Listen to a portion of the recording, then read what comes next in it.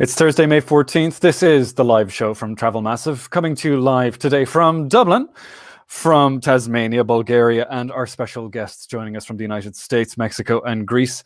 This is our show called Detour. It's a special episode, like we do every week, on different topics that are changing every day because of the COVID-19 pandemic hitting the travel business. If you're joining us live, welcome. You can find everything that you need over on travelmassive.com. Our chat window is off today, but you'll still be able to chat live if you're joining us through Facebook or YouTube.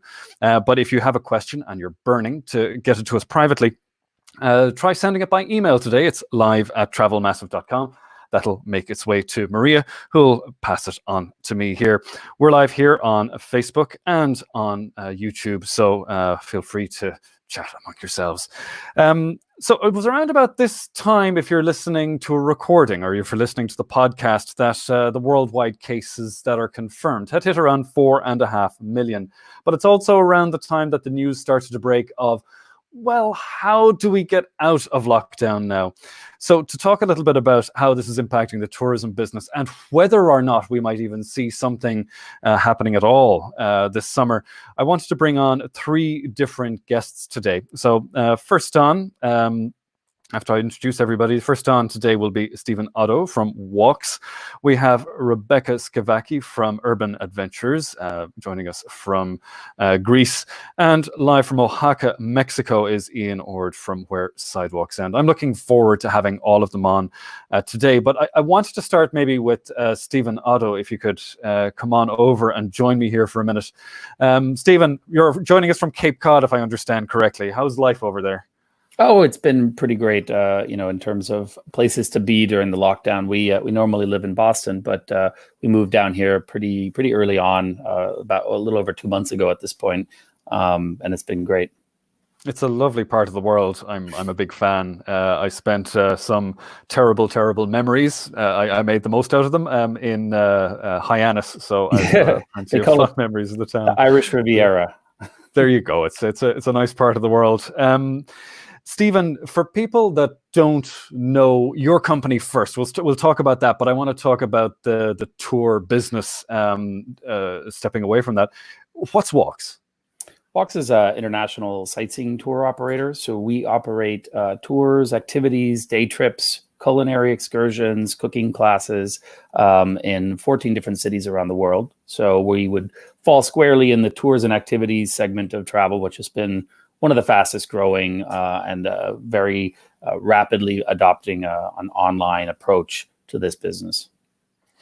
The type of... Talk to me a little bit about what the customer gets when they're dealing with you. Because I know backstage we had a quick word about it. You were talking about these being bucket list items for many guests. What's a typical trip for your customer? Yeah, so I mean, Walks has been around for a little over 10 years. We started in Italy, so our core product and the sort of the heart of our business is still there. And that's Rome, Florence, Venice, Pompeii, and Milan. We run tours like the Colosseum, the Vatican, and the Sistine Chapel, and the Accademia in Florence to see the David. So bucket list, it does represent sort of the core product line in all our destinations. In London, the Tower of London, Westminster Abbey.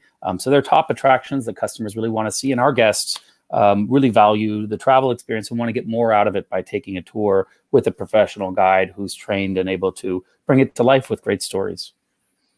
So it's the guide part that makes you guys special. So it's not just like filling the elevator at the foot of the Eiffel Tower. You've got the show host there to help people, engage with the environment, engage with the scenery a little bit more.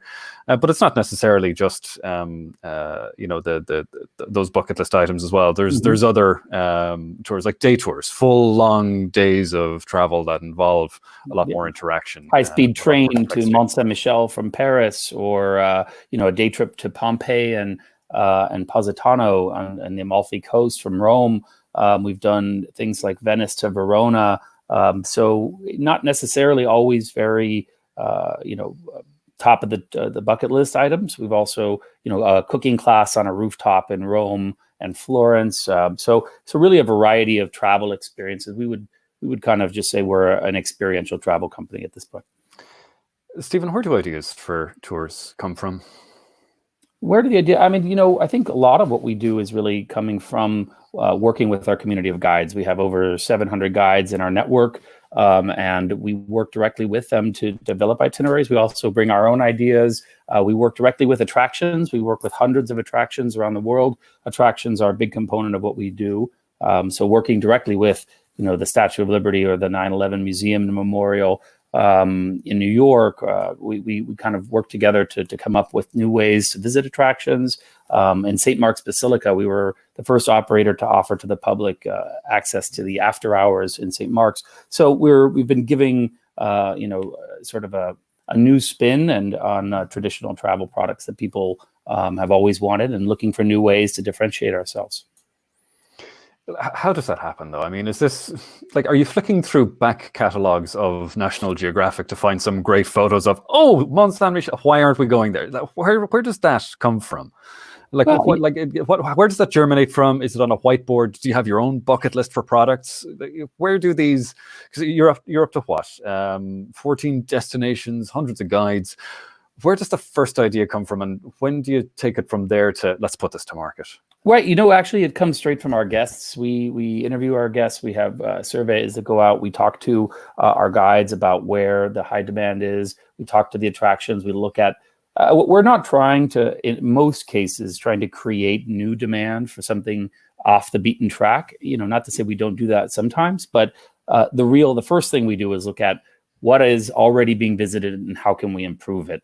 When we launched our products at the Louvre in 2017, there were already plenty of companies doing it, but we looked at ways that we could do it better, more strategic itinerary, include more length in the tour. Most of the tours were running 90-minute tours of the Louvre, just a Mona Lisa and Venus de Milo quick jaunt. So my kind of trip to the Louvre. To be honest, yeah, exactly. So it's not a lot of travel products, even though you'd think that there's huge differentiation, and it's come in the recent years. There's still a lot of redundancy, a lot of noise that we think that can be improved. So that's where we look. So it's the polish that the visit needs. I want to talk about of course. So we'll get to that in a second, because this is the part of the business I know nothing about, and I'd love you to kind of give us a sense of it. But the part of your original name, Walks of Italy, it's still a big part of your business. Where were you and what was happening? Give me give me the sense of urgency and immediacy that happened to the company when you heard about the crisis, because of course in Europe, Italy was the first hit badly, and it was a terrible story as it unfolded. What was it like for you guys with so much activity there? Right. I mean, hitting Milan very early when it hit the West. Milan was the main kind of center. Milan and Venice in back to back. So we had tours running in Milan every day at the time, and we had to suspend tours there. I was originally in Boston when things started to happen in Europe, and we started to close down tours. Kind of saw the writing on the wall. So because of that, we did act fast to secure financing, to make some, changes, staff changes, start introducing furloughs, even as far back as February, where many businesses, I don't think, really realized what was happening until mid-March. And that time did save us some difficulties along the way, and allowed us to get certain applications in for aid and so forth. Talk about that a little bit, Stephen, because,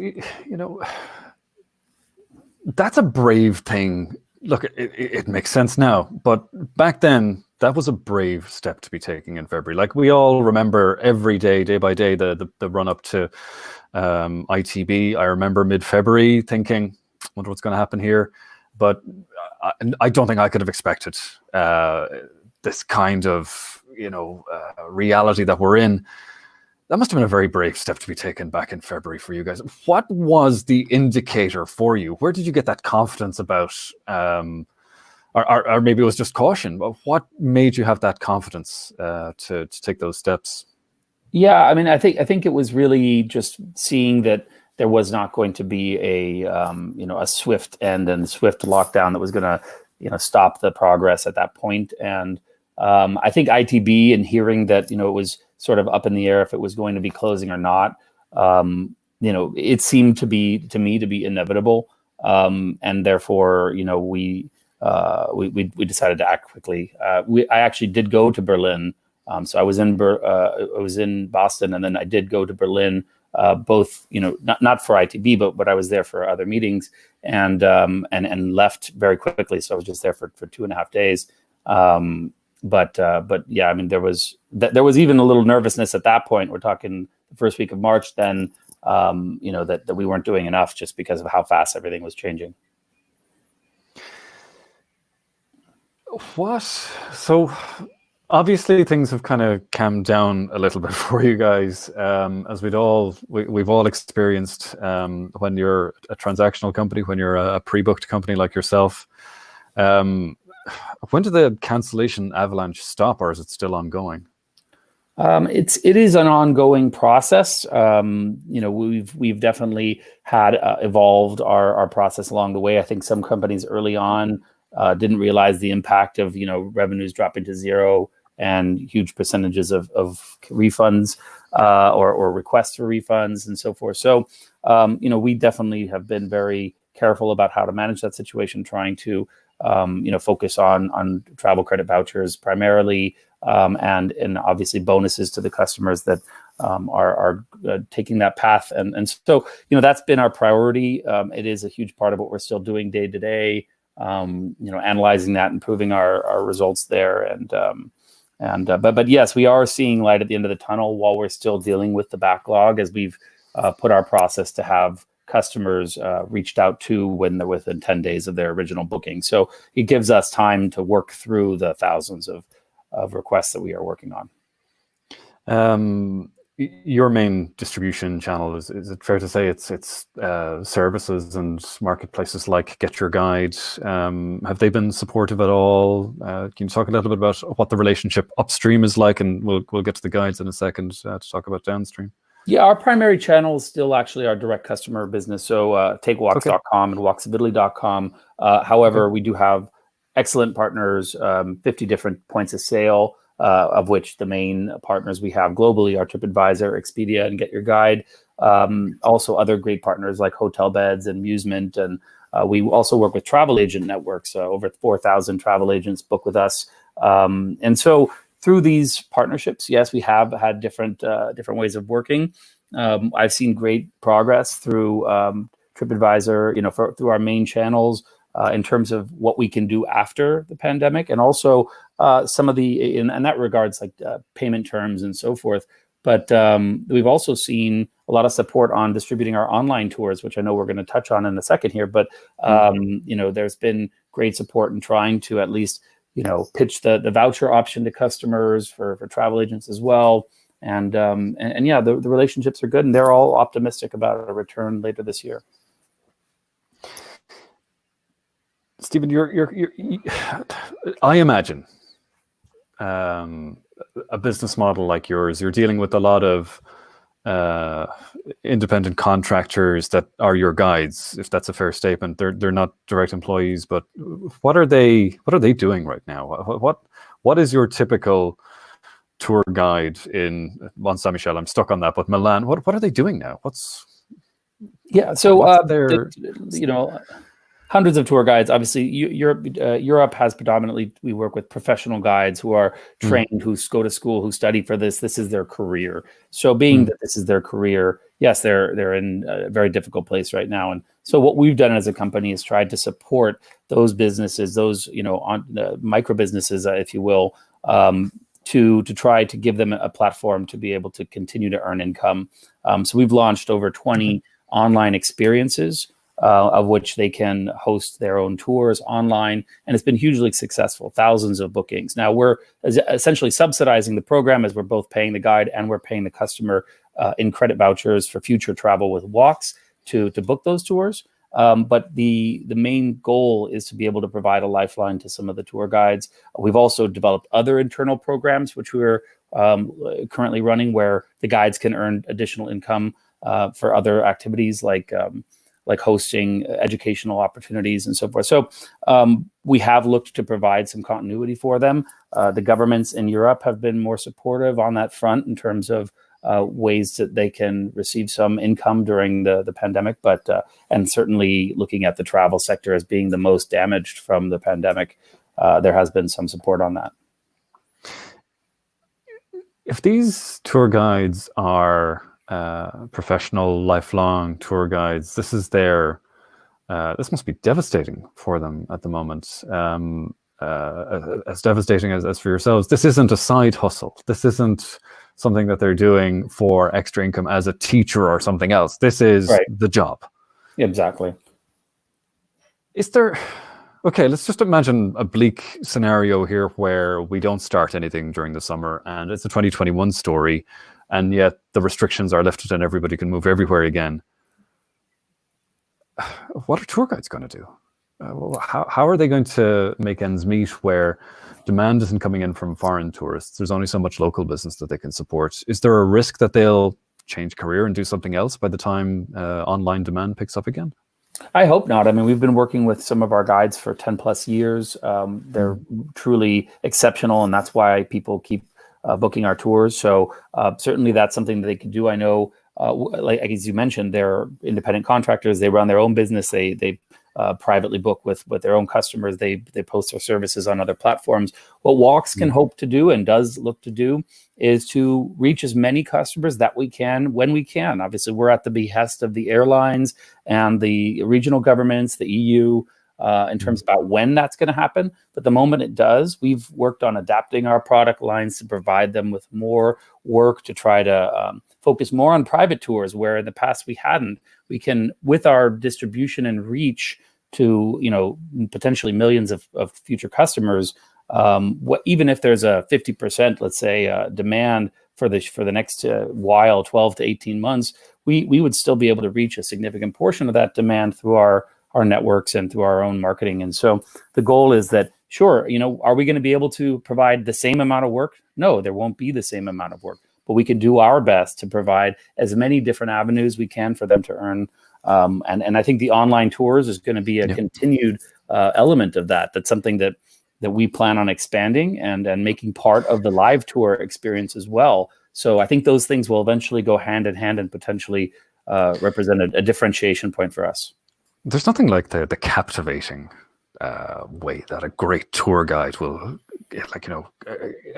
grab and maintain your attention for a few hours on end. Like there is something magical there. I don't know if you could maybe explain the psychology of it to us, but can you potentially get the same type of delivery when they're doing it online?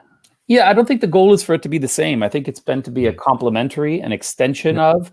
So it's a way to get excited about a tour before you do it. It's a way to visit somewhere and meet a wonderful local storyteller to make it come to life for you if you're not able to go there. Let's say if you're immunocompromised and you're just not going to travel internationally anymore. If you've never been able to travel internationally for whatever reason, it gives you that avenue that you can still experience the world and experience the world's stories.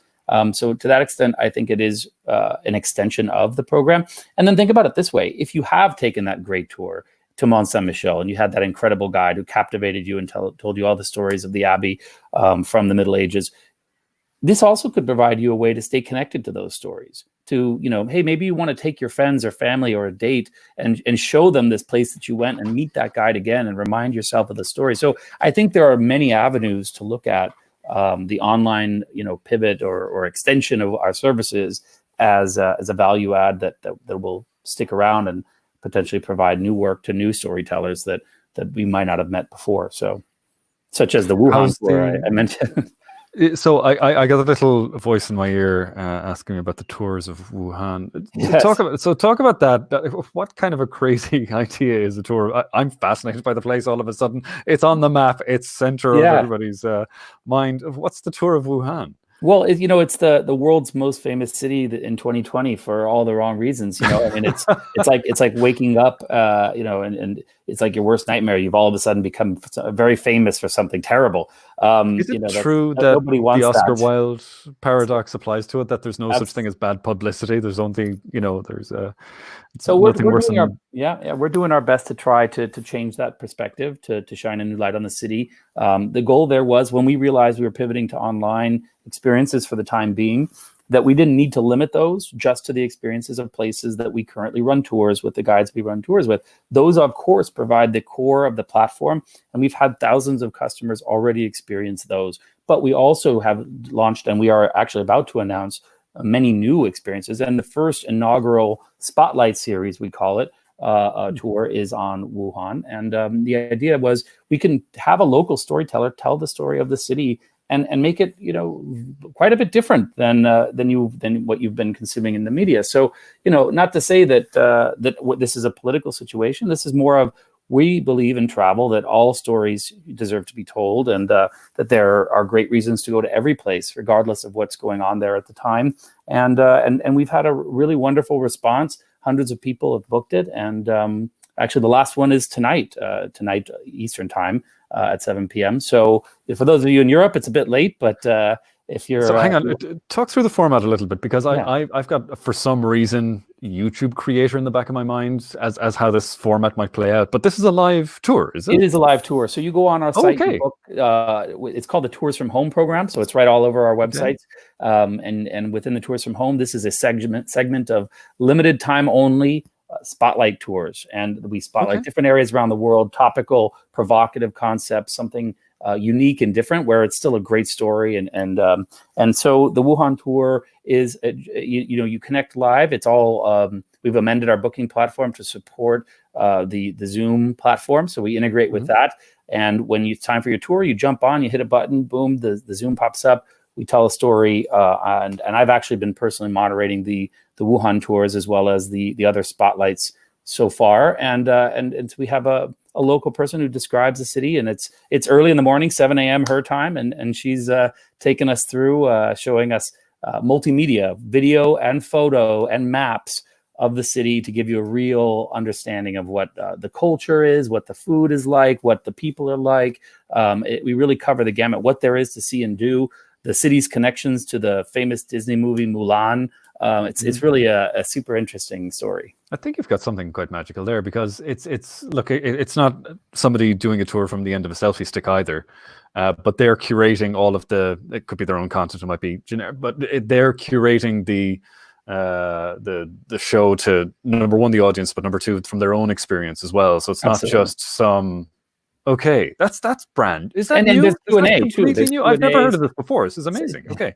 Yeah, so there's Q&A. It's Um, kind of like this, but except for, you'd be able to actually, in some cases, on some of our tours, see the guests. So when we do cooking classes, everybody's kind of got their video on their hands and their faces, and they're kind of mimicking each other. And so it's a real collaborative process. There's engagement, there's questions. We do a back and forth Q&A. People introduce themselves. We had people from 17 different nationalities on the last tour from home.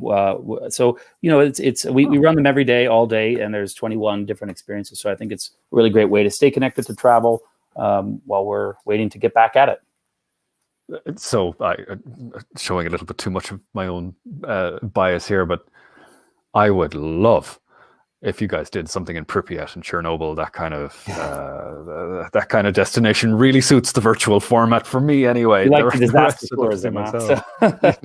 I don't know if it's disaster, but it's definitely, it's somewhere I'd love to be. It is definitely somewhere I'd love to check out someday.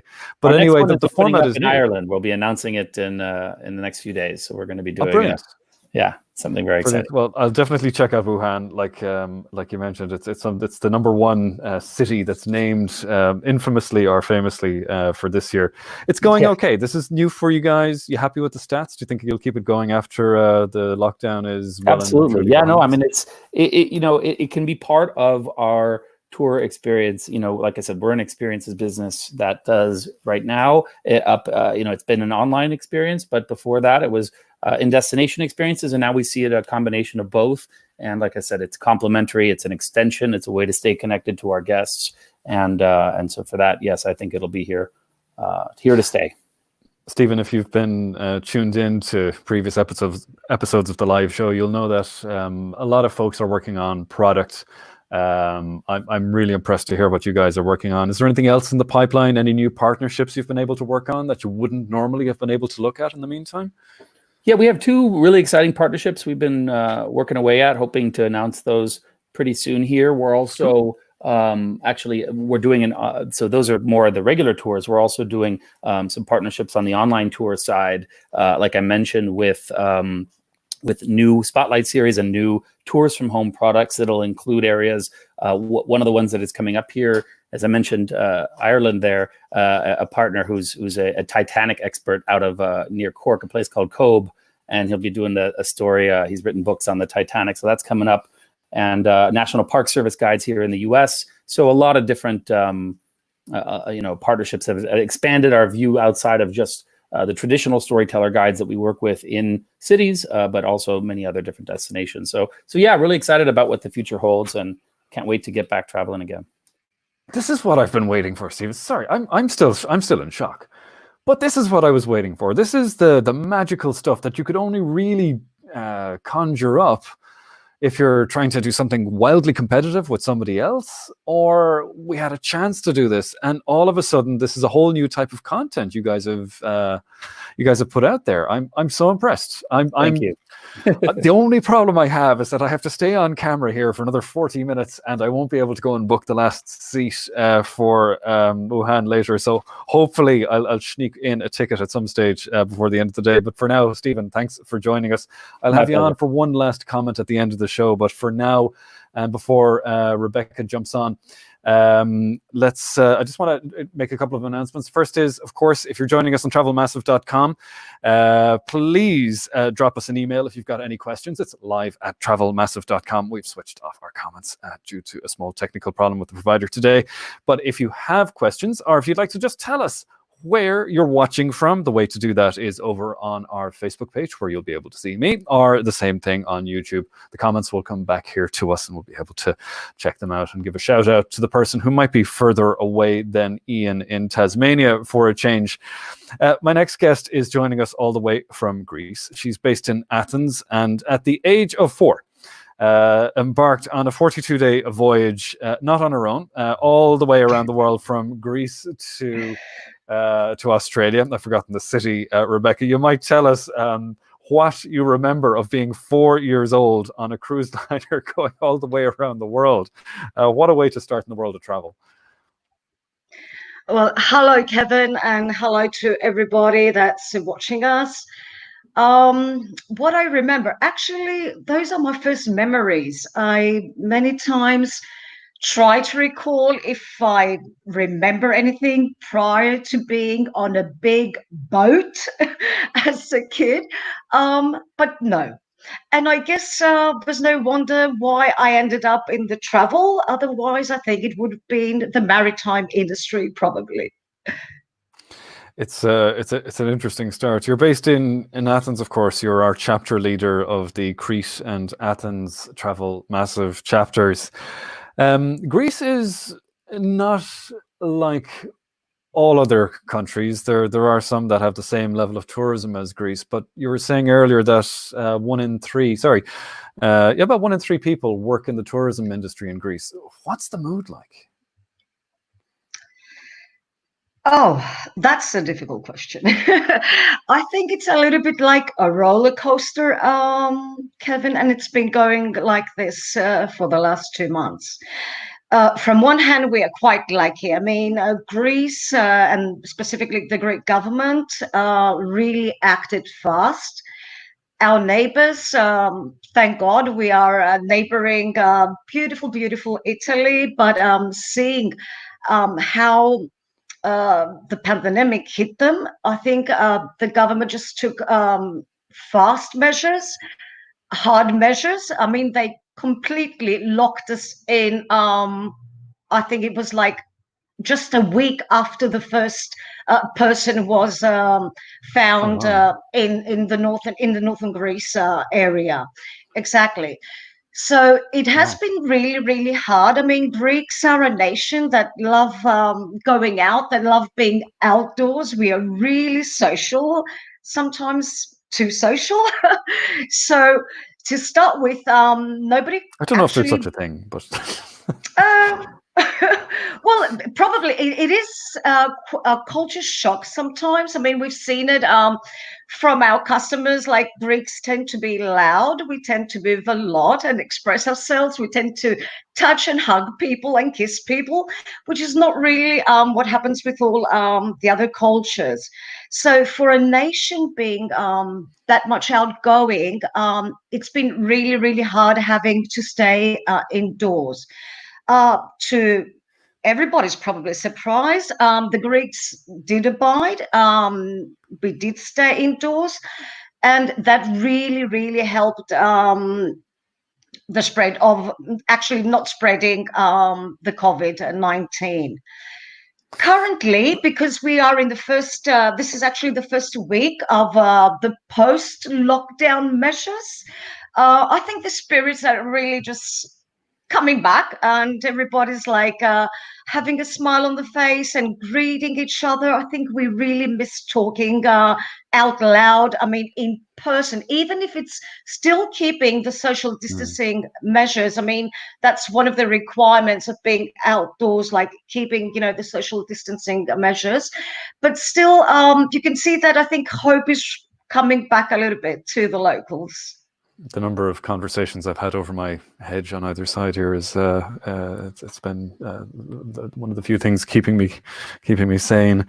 Talk a little bit about what you do, Rebecca. Sorry, I should have started with that. Urban adventures, the city tours. Talk about your business, and then tell me about that your Kennedy moment. Where were you when the first signs of the pandemic starts to hit you?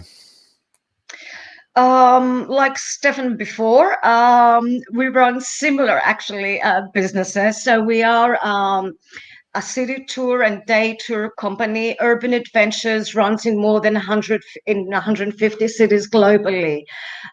We run in 4 destinations in Greece. So it's Athens, where unfortunately I was stuck, and not because Athens, unfortunately doesn't go that Athens is not an incredible city, but from the other destinations that we run urban adventures tours like Crete, the island of Crete, and Santorini. I think I would have preferred if the lockdown really caught me on one of those islands. So, as I said, yeah, yes, exactly. And by the way, we can't yet move from the state, even though the restrictions are gradually easing.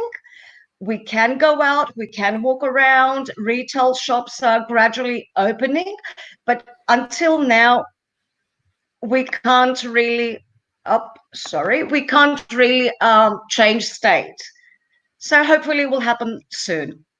I just wish that when the music stopped, I was closer to a pint of Guinness and that I stayed there. It's been a strange experience, and I know that we talk about the lockdown easing, but it's really just lockdown 2.0. It's just a different type of lockdown, and each country is treating it a little bit differently. Like some different types of industry are back to work. But for tourism that relies on inbound flights, and for businesses like yours, it's still very much locked down. We're still frozen for the most part. Have you seen any green shoots from other countries? Any bookings coming in from anywhere else yet? I was surprised actually because we did see some bookings coming in. They are for later in the year, from September and onwards. And why was a surprise? Not that we don't run awesome tours and we don't have fanatic followers and people that love booking urban adventure tours, in different cities. But I was surprised mostly because it's coming out from countries that haven't yet announced at least their new framework regarding the regulations, like in flying. So that was the surprise for me. Otherwise, I believe that everybody that travels is a little bit like me. Like, I can't imagine a life without travel. I mean, it's part of living. I mean, it's part of our lifestyles, So I can't imagine that we're not going to travel again, and I guess that's why everybody's still dreaming. And honestly, Kevin, nowadays with all the really customer-friendly cancellation policies, I don't think it's a risk, to book something and just dream that you eventually, go there and do it. Worst case scenario, your plane, your borders won't open to international flights. You can always, even in 24 hours, cancel your reservation, and you haven't lost actually anything apart of just gaining the dreaming part. A lot of your business, you were saying, is it's obviously it's inbound, right? Like the Greeks will obviously enjoy a tour from time to time, but a lot of your business is inbound. It's who's arriving from different markets. Do you want to talk a little bit about that and talk about some of the patterns there? Because I'm curious to see if there's anything we can learn from the Greek downturn, actually. Yes, I would say that it's a 95% or even higher that our customers are coming from abroad. I think Greeks really know the country well. I mean, it's not that big. So we tend to do a lot of history and everything at school. So I think Greeks there are... is a lot of it from Greece, Well, they are explorers. So I think the majority of them feel secure just to go out and explore on their own. So yes, I would say 96% of our customers come from abroad, mostly English-speaking countries. And unfortunately, at the moment, some of the countries that are really hit hard from the pandemic. So we want to be positive, but I'm not really sure if that's really realistic at the moment, at least talking about this season, about 2020. I got the impression from talking to you earlier, but also from far and wide, that there seems to be a mantra or a hope that somehow the season might recover. We might have something to keep the wheel turning during the summer months, the peak months. Is that a fair statement? Is there an on-the-ground conviction that there has to be something coming in? And what will happen if there isn't?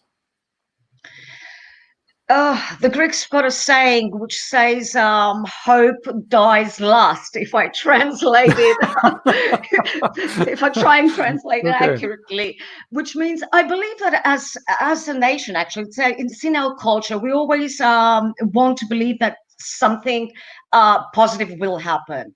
But realistically talking, I mean, it's not only in the Greeks' DNA nature. I mean, we've seen lately, Kevin. I mean, it's a week now that Europe, EU is talking about all the new framework that they actually yesterday they released, and everybody can find it online.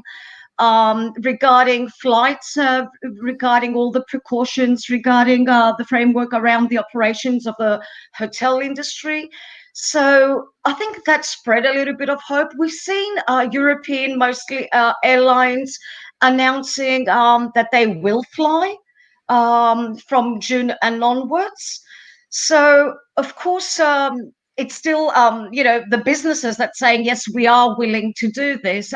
So I do believe that it is helping in at least the way the people are feeling and dreaming that, yes, we might have a small season, but we might get at least some of the pie in the tourism compared at least to the last years. What would happen if it's 2021 and nothing happens this year? Everybody's had the tough conversations with their accountants. Everybody's had the rationalization of businesses. Everybody's looking at new ways of earning revenue, whatever. But what will happen if it's been too long that you're in hibernation, or that we're all waiting, at least in your line of work? What will happen when it's been a year and a half since you last sent some business to one of your tour guides? What happens then? Kevin, look, as I think it's got two aspects. Like as a business, yes, we will be around. I mean, financially, we will be around. We almost from day one when we understood that this is going to hit Greece also, and of course our industry, and as a consequence our own jobs, we took our measures. Regarding though how much it will affect our employees, for example, we had to unfortunately let go 80% of the admin stuff that we had around in the office, in different offices that we have in Greece. The guides, the majority are freelancers, but again, what scares me is that if this is going to last long, then even like the official guides in Greece, this is the time that they are waiting to work. Greece doesn't really have tourism 12 months a year. It's still considered to wrongly for me, but still considered like a sun and beach, destination. So normally the official guides, for example, they earn the income in a 6 months period. The rest of the 6 months just waiting for these 6 months. So if we don't have at least a 2 months period of income, I'm not really sure what these people really do. Like somebody has to find a solution, to bring food on the table. So that is the scary part, actually, that if it's going to take long to recover, I'm not sure if these people that have been years in the industry will be around, or will switch to another job, or will be in even psychological actually state to restart, guiding. What would it be like for a company? It doesn't have to be yourself, but just maybe extract from your own history, your own knowledge. But if it has been a while and the tour guides, if it's a part-time or a full-time thing, and they're making hay during the summer, whatever. But are you at square one then if you don't have access to these tour guides when it's time for the recovery to start? What happens then? Well, the majority of the tour guides with which we work with, we've been working with for a long time, and we want to believe that they are going to be around when tourism like reopens.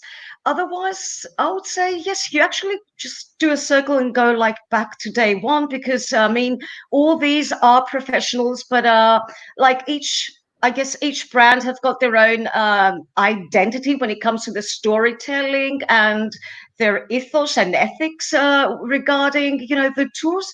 So that is something that we work with together with the guides, and we train the guides, and they participate in. We used to have, now it's past tense, like global conferences for our guides as urban adventures. So I'm not really happy at all to think that approaching them again we'll get an answer like, oh, now I work as, I don't know, a translator, or I'm writing books, or I'm doing something else, and then you have to find, new people and start again the whole process. Well, hopefully it doesn't come to that. Rebecca, I'm going to put you on a pause here on the show just for a moment while I bring in Ian Ord, but we'll have you back on at the end of the show just for one last word. Rebecca, thanks for joining us from My Greece pleasure. this afternoon. If you're joining us, you're watching the live show. It's Travel Massive and the Travel Massive community's way of coming together to talk about how we're coping with the COVID-19 crisis. We have a chat facility open on Facebook and on YouTube where you can see us streaming live. If you're watching this recording, please don't hesitate to drop us a line all the same. If you want to get a question to me to put to any of our guests, it's live at travelmassive.com, or a very well phrased question in the comment section might get it to us just in time.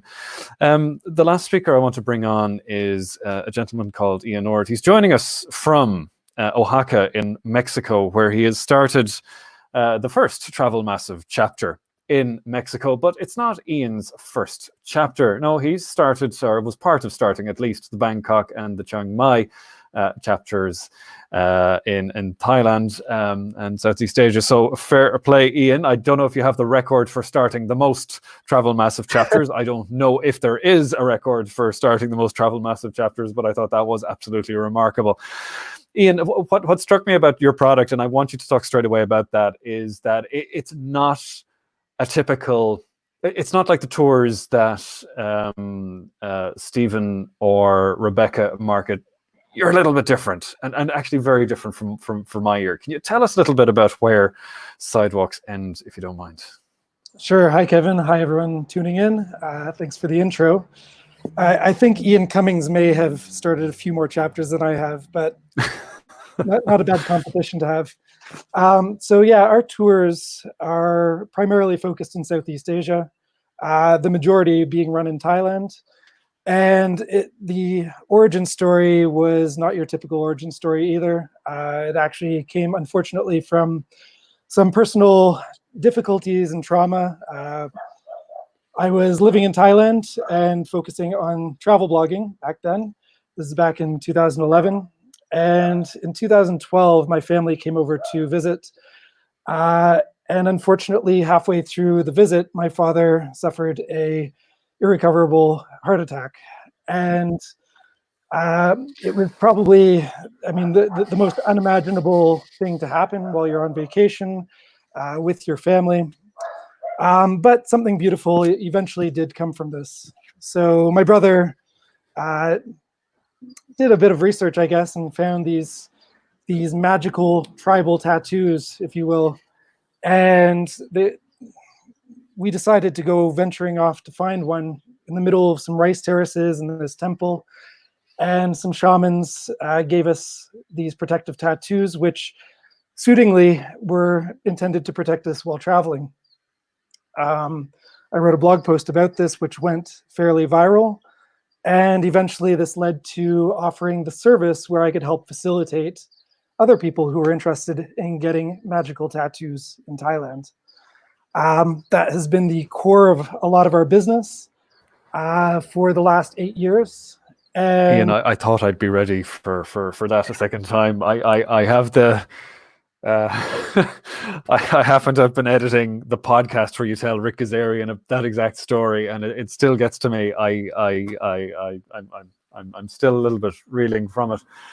That is one hell of a powerful story. So if I could summarize, you became an accidental tour guide because of this experience that you went. I mean, what an emotional experience, right? So hang on, you're in the middle of, look, you're in the boondocks for most people. This is somewhere exotic. It's in the wilds, and your family has a huge medical crisis, and this is the solution for it. You write up a great story about it, which it is. I'm still trying to calm down after it. But that became the kernel of what you do now. That very journey that you lived through, that's what you want to enable for others. It's really complicated. It's in a faraway place, and you want to make it accessible for others. Is that that's about it? That's a pretty fair summary. It was something that wasn't, of course, planned. And it's not something that is traditional in any means. I never planned on being even a spiritual facilitator of ancient practices for people who are undergoing their own personal traumas or looking for something a little deeper on their travels. It's not a career day or career advisor kind of tier one option, really, is it? But when you think about it, you've got something that is applications that you would put that on your resume either. LinkedIn profile, shaman healer. So you've got something quite traditional, steeped in mysticism, in a faraway place, and you're kind of productizing that a little bit. Talk about so actually, I won't spoil Rick's podcast. Go and find the podcast with Ian after listening to this interview, and you'll hear how you got from 0 to 1, how you got from 0 to 100. But talk about what happened in March and in April, because Thailand is a big market for Chinese tourists. You were hit very early with the virus. What happened then? And talk about the last couple of months for you. How have you been? Sure. Well, actually, I think we even started feeling the effects earlier than most. We started getting our first cancellation requests around late January as borders in China were closing down, and a lot of our customers coming from North America fly through China. It's one of the cheapest corridors coming into Thailand. And so we thought this was, of course, going to be a lot smaller, more contained. But we did start noticing the effects. And I was actually venturing over to Thailand to make my annual trip to meet the staff, to work on new development, to have our team meetings, as all of this was going down. And I think Asia in general is a little more well prepared for these types of outbreaks. It's not their first rodeo, unfortunately. But let's leave it at this one. This is enough. We've all had enough of the viruses now. SARS, MERS, a whole lot. We're okay now. This is the last one. Just let's leave it at that. Yeah, I think it's not their first rodeo, and so in a sense they are a little more well prepared. If something happens where they say we need to wear gas masks, they're on it before those announcements are even happening, right? Borders being closed was a bit of a shock. I thought I was actually going to be trapped in Thailand, and not that there's worse places to be trapped. I did start planning for the worst case scenario where maybe I'd be stuck on a tropical island somewhere, but unfortunately I also had to deal with the reality that our clients may not be able to enter or would be stuck there as well. And so there was a lot of personal panic. How am I going to get home? And a lot of empathy that came from that for the clients who were going through the same thing. At the end of the day, Ian, you're not a megacorp. You're not a booking size company. You're a small business. You know, it's They're a small business, yeah. You know, and just because you have a web presence doesn't mean that you are going to be a cold-hearted, callous person. You know, you're human like everybody else. You know. How have guests been regarding refunds and everything else? Have you just spent the last 3 months sorting that out? Is the worst over at this stage? Yeah, I mean, 95% of our bookings have been canceled already. Only the ones which are leading into this year's high season, which would start around October, November, are the ones who have still really held on. But also 99% of our customers still want to come back and have been quite happy to postpone, even with the sense of an indefinite time in terms of when they'll be coming back. Given the nature of our experiences, this isn't something that we can be doing as easily as virtual tours, as Stephen's been able to offer. If you're coming over to get a one-on-one with a shaman and getting a tattoo, it's a little harder to replicate that. So it's something that I think our clients really still want to be able to experience and are happy to postpone and to wait until there's an opportune time where they can come do that.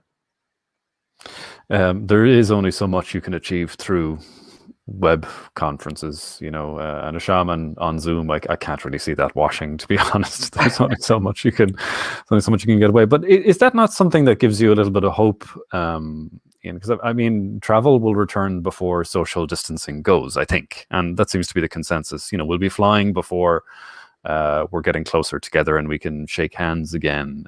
But your tours are inherently private; they're one-on-one. With the shaman. So does that not take care of some of the social distancing problems that that a traditional tour company might have to deal with? Yeah, I think that's actually one of our big selling points coming out of the recovery, is that there won't be that new word I learned, anthrophobia, fear of being in big groups, where you may get that with traditional tour groups where you're crammed on a tour bus with a bunch of strangers from all different parts of the world. Another thing being the fact that Asia is a little more well prepared. Asia's borders may be some of the first to reopen, whereas places which are still undergoing the peak of their pandemics may be a little longer before they're able to. So I feel with that combination of things, we may not have a total washout for 2020, and we are hoping that things will bounce back come high season. It by no means will be as strong as what past years have been, but at least we feel quite confident and hopeful that people will be coming back in October. You're hoping that in the time available that it might have run its course by the time it's peak time for you guys. I mean, we hear, like I said with Stephen earlier, there's a lot that people work on during this downturn. Have you guys been working on anything new between what's happening there in Mexico and what's happening back in Thailand? Is there anything new in the works for you guys? Yeah, ironically, given the time to actually stop for a moment from the regular hustle, I feel like I've actually been busier during this downtime than I would be normally. We've got about 4 different projects that we're working on. One, which we plan to launch hopefully by the end of the month. This is just something to give a little supplemental income to our tour guides, which, like many, are kind of on permanent indefinite layoff until things can bounce back, being contract tour guides. We're working with them to create cookbooks with some of their families' secret recipes, things that you would never find when you're a traveler, the best home-cooked recipes that mom used to cook. Wow. We hope to be launching that by the end of the month. 100% of the revenue that comes in from that will be going back to the tour guides. Well, if it keeps Jamie Oliver off the top spot at Christmas, maybe, or at least gives him a run for his money, that's something interesting. No, that's how cool stuff starts. It's something that I think they're very happy sharing, and it won't be anywhere near obviously what they could make as tour guides, but it's something to keep them engaged and to keep our customers engaged, or future customers. We're also looking at webinars, talking to the shamans, which will give people a bit more of a behind the scenes look into their lives, what got them started in shamanism, how they became these spiritual leaders, and something that you might not even be able to get the chance to explore while you're on one of our tours, given the time frames. And there's only so many ways you can capture that in a 4-star review or a 5-star review on a review site. That's unique content. Okay, I do want to tap into that a little bit, Ian, and there's no need to open the wound too much on this one, but just something you mentioned off mic earlier. What, to my ears, this is probably the most unique product I've come across. Maybe I'm not looking, but I thought of this as, look, this is something that is deeply embedded in a local culture. You need something to help you access it. How can you maintain your competitive edge, having, broadly speaking, invented this tour in a world where Airbnb just raised $1 billion to keep going, when everybody's doubling down on tours and activities? We all heard, I've forgotten the number, we've all heard about the funding round for Get Your Guide last year. How do you stay ahead with a unique product in your sector? Well, tourism in itself has always had a sort of change or die drive behind it. For every tourism company, there is a constantly changing atmosphere in terms of, or landscape in terms of politics, in terms of viewpoints, in terms of philosophies that travelers are coming in with. This is the new sustainable. This is the new mentality where we have been able to be dynamic enough in the sense that we can change with those times. and we'll continue to try to do that. We've definitely seen a massive insurgence of competitors, even with Airbnb experiences, offering a very similar product to our own. But so you could grow when they grew. They brought the attention to it, and everybody kind of grew together there. Well, exactly. They brought in a new audience, and as people started to research, I think they realized that we were really the experts in the field. And there are those who may try to replicate it. In a way, they're just bringing more attention back to us. So there's enough to go around, definitely, for everyone. But I think being a specialist in something definitely adds value to the customer's experience. Well, let's not forget it, Ian. I'm going to bring in everybody else to join you for a last word here. But Ian, don't forget that we can hear more about that story on the Travel Massive podcast with Rick Kazarian. Any day now, we'll get that live. All of the editing is ready to go, so we'll get that published in the next couple of days. But Ian, at least for now, thanks for joining us from Oaxaca. Rebecca and Stephen, if you could join us. I just want to do a quick round table. And as you know, you're not allowed to use the expression, I agree with the other guy. But one question that's come to us there is, the products all seem unique. There might be some similarities, there might be some complete differences, but one thing is for sure that you have a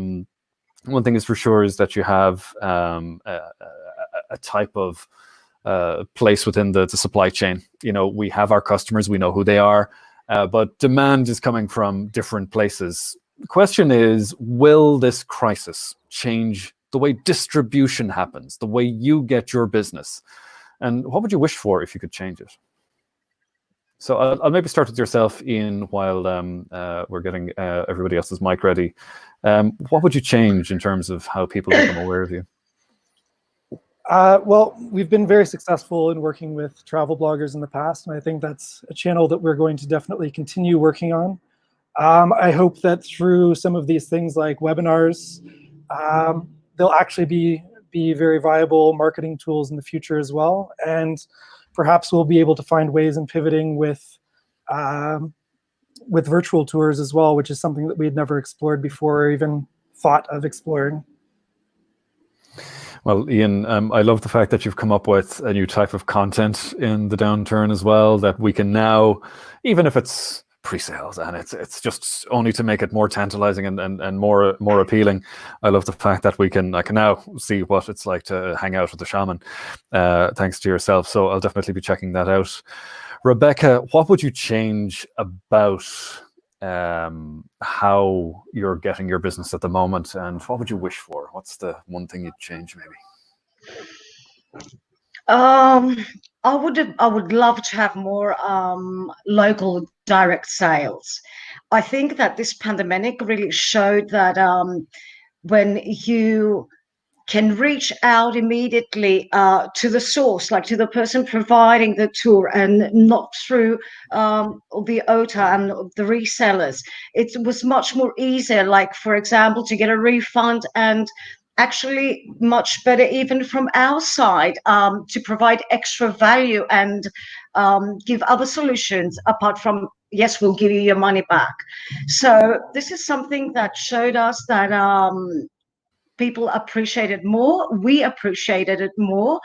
And I think that's like our number one target for the coming year, to try and bring people mostly to book through us so we can have the first word with them.